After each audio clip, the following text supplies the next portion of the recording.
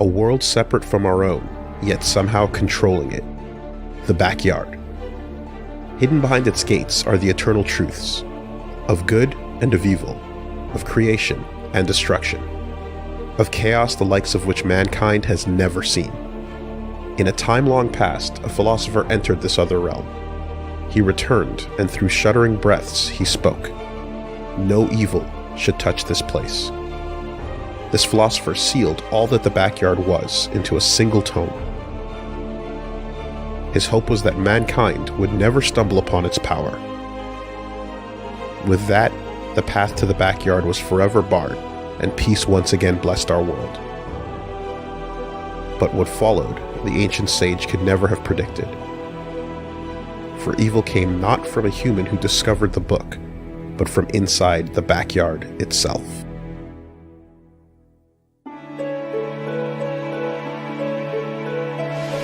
Heaven or hell. Get ready to rock.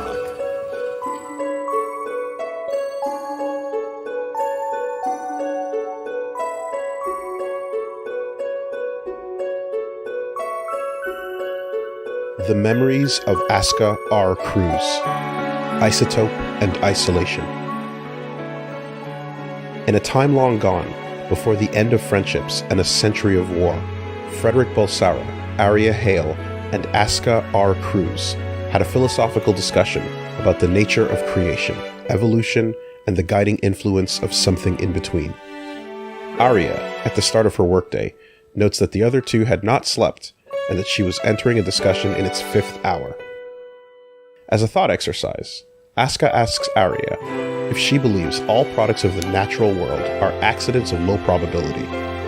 Aria concurs that this is stochastically correct. Aska hypothesizes that though we have never identified and measured the existence of a creator, something theoretical could exist that defines the outcomes of all natural events in minute detail. Aria thinks it would be reasonable enough to call this theoretical thing God. Aska then points out that within a given evolutionary model, there sometimes exists a missing link, where species A becomes species C, but evidence of step B is missing. This might be caused by a number of factors as identified by the theoretical God, but he finds the idea of a third-party interference in the process to be a compelling consideration, as it is entirely possible that an outside factor could force species A to become C by rewriting DNA. Aska dubs this factor Apocalypse. Aria considers the theory, but deems it too wildly impractical. Aska notes that throughout history, considerable numbers of species with missing links have gone extinct, and that the intervention of Apocalypse could lead to ruin. Frederick interjects that Aska's statements are in fact absurd, and Aria shouldn't believe him. You should be the one that chooses your own path. No one else's hand should decide for you. It's that simple. Good, says Aska. I feel the same way. Aska awakens in a dark room, inside a coffin-like device overflowing with colorless liquid, with hundreds of superfine metal threads connected to his hippocampus. Raven, who is standing nearby, presses a switch, removing the lid from the device. Aska sits up. His body's been rejuvenated once again, and he feels restored. However, the permanent memory loss associated with this process continues to be a complication of extending his life. Thus, Aska is in the process of backing up his memories, and notes to Raven that this one in particular has elicited some nostalgia. Baptisma 13 Epilogue. Aska and Raven stand in the backyard after the destruction of Valentine. Aska feels that things will not go as smoothly next time, as there's no telling when the next Valentine will appear, or if there will be tens of thousands of them. He wonders if the flame of corruption will be the one to end things. Raven remarks that the dragon install has started to encroach, and vows his protection. But Aska says that won't be needed. History will write its own course, and it'll be Raven's responsibility to witness it. The time of apocalypse approaches, and Aria won't wait any longer.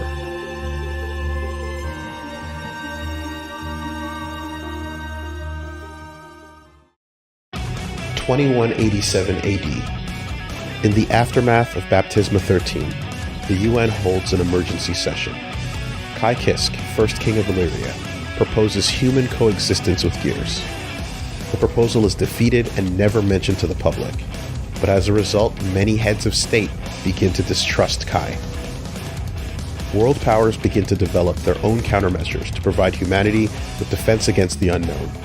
The Conclave initiates the Cyprus Project, a weapons development program for magic-based firearms usable by those without magical aptitude. Furthermore, magical constructs called opus units are developed. Effective in traditional combat as well as magic support, they're designed to obey without question. Production output for both the Cyprus and Opus projects takes place in a secret research lab named Frasco 2, overseen by Leon Mining, a nefarious founder of the Post-War Administration Bureau, with political ties to the Assassin's Guild. Starting with Illyria, shipments of Opus units are soon deployed to every major city globally, as per the orders of the Sanctus Maximus Populi.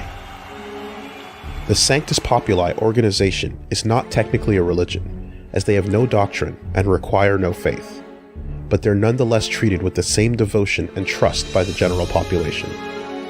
While vast amounts of knowledge have been lost to time, after the dawn of revival, humanity never forgot those who they relied on amidst the chaos. It was only natural that the apostles that saved humanity would soon be surrounded by devout followers. These followers became the founding body of the Sanctus Populi organization. Currently, though the Conclave holds decision-making power over world governments, the Sanctus Populi's leadership position, Sanctus Maximus, holds the true final executive decision. For 8 years, from 2169 to 2177, the position of Sanctus Maximus was held by Happinus the 27th, a beloved, gentle, and fair man, but in his final days, he deteriorated both mentally and physically, eventually dying of fatigue. He is succeeded by his appointed cardinal, Ariels, a woman known for being calm and virtuous. However, the Sanctus Maximus is not the only one preparing countermeasures in the wake of Baptisma 13.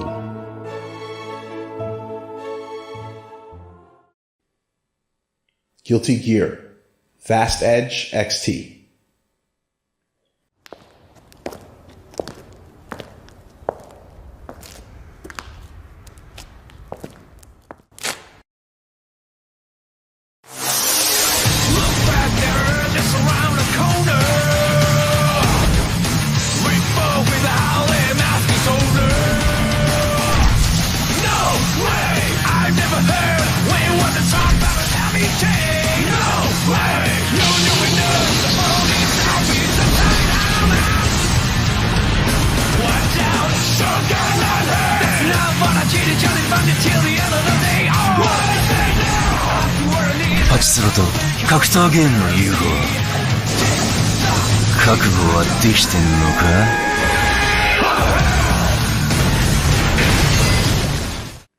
Nearly a century ago, in anticipation of justice, Sol created the outrage.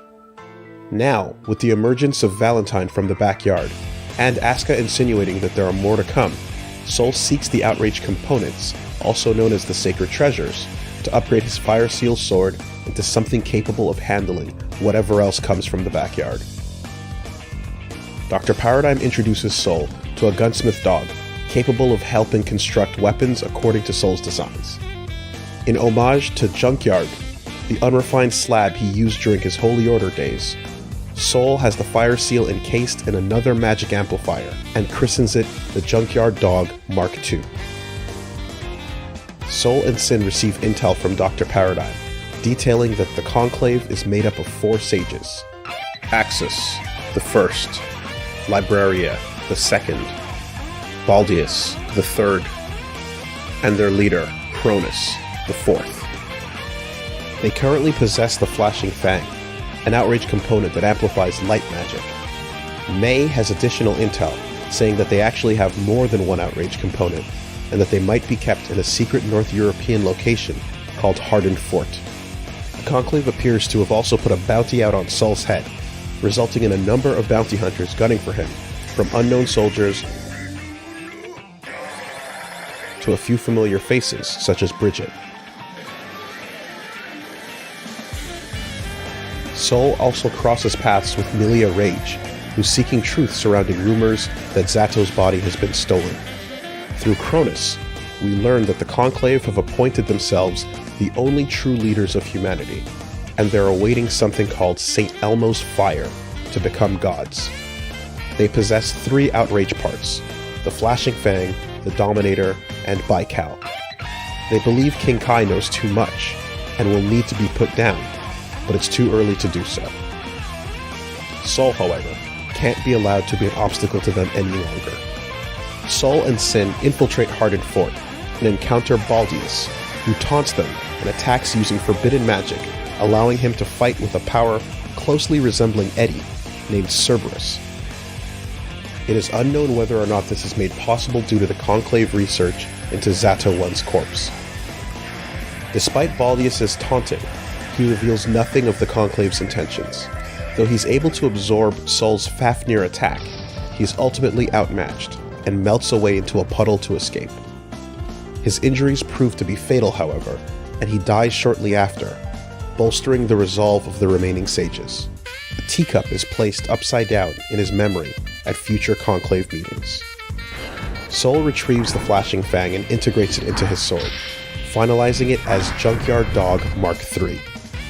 When activated, the outer casing opens up to reveal an integrated fire seal alongside parts that resemble Bridget's revolving yo-yo. The combined usage of 2 outrage components allows its original purpose to be fulfilled: a portable weapon capable of firing the all-powerful spell, Saint Oratorio.